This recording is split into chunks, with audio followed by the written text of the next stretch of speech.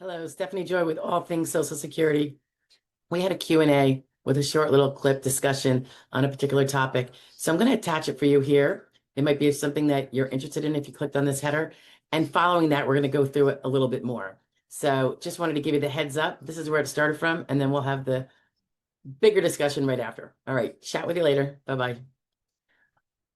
George Graham says, I'm sorry for last proxy question. Oh, here's another proxy. Yeah, I don't like to be the proxy. I like to be the one handling the case. Here's another. Will AI track a person on SSDI going to the gym? Well, how does AI track you? Stop that. Oh, or store. As you are aware, I had my 6th spine surgery and feeling better. I'm wheelchair something. Still in a wheelchair.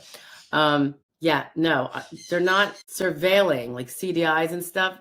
They are for when there is an indicator that someone may be doing something contraindicated, like working full time. Could it be if someone says, I know he's whatever the report is, and I can't go into details because I've never actually seen them, but they're not just auto. Are you kidding? They couldn't do that. The resources are not there. AI is not cheap. The energy isn't even cheap. I don't even know how they're going to afford all the energy consumption. Yeah. I mean, if you want to get to a more broad discussion of how they want everyone to be on a social credit card or something like that, and have a credit, not credit card. Well, they want everything digital so they can track your spending. Not the SSA, though. It's not the SSA. So I don't think we should go down the rabbit hole we don't need to go to. But if you want to be concerned about things like that generally, which is not necessarily a bad idea, look at that bigger picture of what some are trying to do with the social credit score and the ability for a government to turn off your bank when they want to. I mean, we've already had it happen. Once, when we don't use cash, we are and we're only using digital ways of spending, the power to someone to press the button. People see it all the time.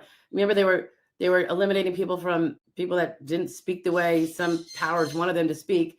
They closed their bank accounts, froze their funds. Some of the online payment processors that some of us use, that's very disturbing. So that's where I'd kind of direct my angst, I think. And obviously, does AI get used in every aspect of life? Yes. But I wouldn't be so paranoid about it taking time to spy on what it knows is, let's say, 99% truly disabled people, 1% not. They're not going to go daily peruse 100% of the people. Things come out, that get most of the 1%. And people say, well, it's only 1%. Who cares? 1% is billions of dollars. That's why we care, of the Social Security funds. Hey, so if the subject matter of the video you just listened to is of interest and you want more on it, stay tuned. Here's another one about the same topic, but a little bit different. Bye now. Hey guys, someone was asking me, I think it was through YouTube, about surveillance and if we could do, provide information on Social Security surveillance of claimants and such. Don't have all the ins and outs in front of me. However, there is a page that's been around for a while. This is not new. And it's about the CDIs, Cooperative Disability Investigation. So I just wanted to share that with you. And I will put the page down below.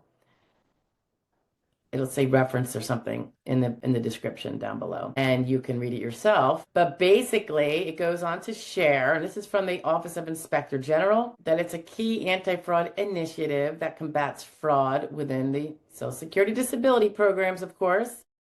And it says it accomplishes its mission by reviewing questionable disability claims and investigating cases of suspected disability fraud in order to stop payment before it occurs or as soon as fraud is suspected. The CDI unit consists of SSA's Office of Inspector General, special agent who serves as a team leader, and personnel from the SSA, State Disability Determination Services, DDS, and state or local law enforcement partners.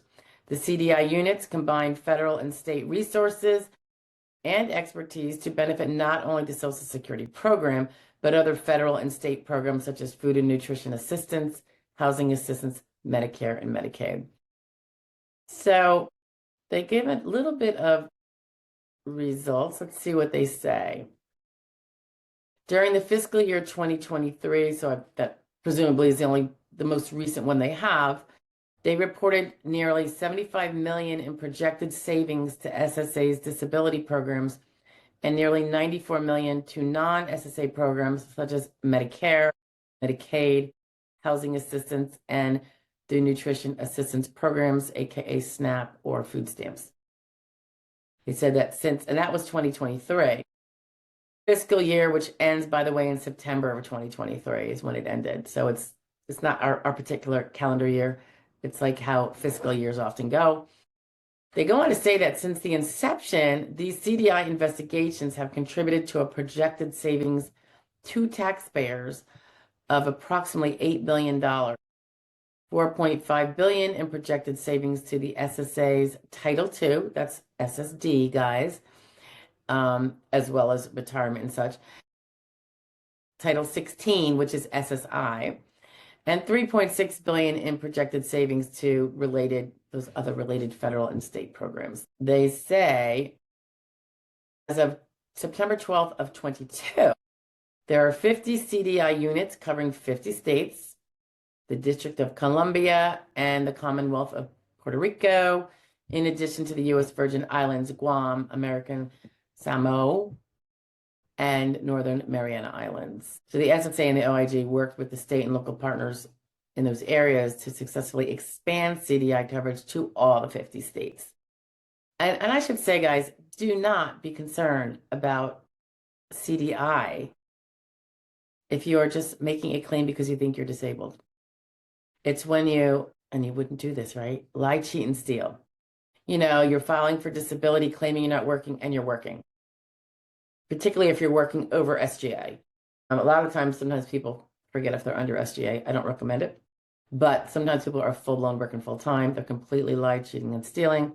On our Friday Fraud Law Review, we have this sometimes. Just showing some of the examples that the OIG shares to us. Let's see what they say about investigation. So they say, okay, these are short little quips, guys. Generally, the CDI units investigate suspected fraud before the agency awards benefits and support the continuing disability review and redetermination processes when fraud may be involved. CDI investigations typically begin with a report of suspected fraud from SSA, state DDS, law enforcement, or the public. And we've touched on this before. I know that sometimes a vengeful person can falsely make an accusation. I know a non-vengeful person who sees something and thinks it is fraud, sometimes reports. Sometimes people think they know whether someone's disabled or not, and assuming they're not seeing the person working full-time. And they'll assume, well, he looks perfectly normal. He must be, I saw him at the grocery store. He must be defrauding. Of course, that's not so. Most disabled people go to the grocery store, and they're still unable to work a full-time job. But yeah, just to point out, the public sometimes does call in or report complaints of suspected fraud. And again, I think sometimes it's vengeful people, maybe an ex. Sometimes, more often than not, it might just be someone who's not into fraud. And rightly or wrongly, they might have it wrong, but they're just trying to give the word out so someone can check it out. They said that the CDI unit investigates statements and activities of the claimants themselves, medical providers, and other third parties, and obtains evidence to resolve questions of potential fraud. And upon completion of the investigation, the unit provides a detailed report of the investigation to the state DDS to use as additional documentation or evidence in making disability determination. If the CDI investigation reveals fraudulent activity, the case might also be presented to federal and state prosecutors for consideration of prosecutions, or the SSA might impose administrative sanctions. Now, we've seen the prosecutions, the guilty pleas, the indictments, and sometimes the sentencings on our Friday Fraud Law Review. 9 o'clock usually comes out. But there you have it. They give a map too, but I'm not really interested in that. Yeah, I don't see it a lot. I know I think I had one, maybe two clients long time ago, that there was something like that going on. And depending on what I see, I will usually recommend withdrawing the application. If one of them didn't have to do that, it was more like a surveillance. It wasn't like a total CDI, and there was no fraud. Whether or not the guy was fully legally disabled as he felt he was is potentially another story. So don't confuse. I just wouldn't want this to have like a chilling effect on valid applications, because You don't have to be right. Or put it this way, if you're mistaken and the SSA finds you not disabled, that does not mean you're doing fraud, nor are you going to be accused of it. You are simply denied because you didn't quite meet the threshold of evidence. Okay, so, I don't want anyone to think, because you see a lot of inflammatory rhetoric out there that, oh my gosh, they're out there trying to, prove that everybody's committing fraud who applies. It is so not true. It is not true. And like I said, I think I saw it I think it might have been twice, where I don't think either one was committing fraud, but they were being more like they were being surveilled. So maybe that was part of the CDI unit, having them kind of followed. But I don't think it's common. I don't think it's common. But if I find another good write up, I will share it with you guys. But I'll get this one out now. I will talk to you later. Bye.